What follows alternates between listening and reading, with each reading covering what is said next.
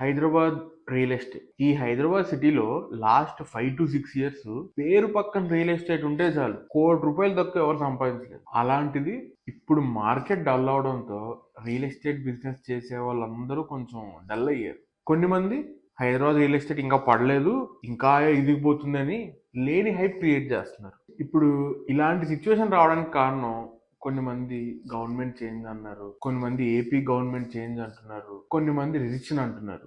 But నాకు తెలిసినంత వరకు హైదరాబాద్ రియల్ ఎస్టేట్ ఇలా అవడానికి మెయిన్ రీజన్ విపరీతంగా హైప్ అయిన రేట్స్. ఒక మిడిల్ క్లాస్ పర్సన్ అందుకోలేని రేట్స్కి హైదరాబాద్ రియల్ ఎస్టేట్ వెళ్ళిపోయింది.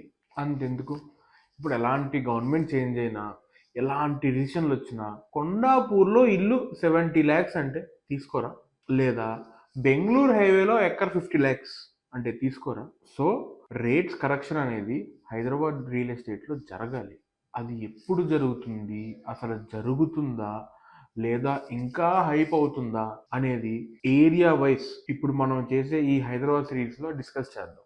ఈ సిరీస్లో నేను తిరిగిన 100+ విలేజెస్లో పొటెన్షియల్ విలేజెస్ గురించి డీటెయిల్డ్గా రేట్స్ ఎలా ఉన్నాయి, ఓవర్ వాల్యూడా, అండర్ వాల్యూడా, అసలు ఆ ఏరియాస్లో ఇన్వెస్ట్ చేయడం ఎంతవరకు వర్త్, ఏ రేటుకి చేస్తే వర్త్ అనేది క్లియర్గా ఎక్స్ప్లెయిన్ చేస్తాను.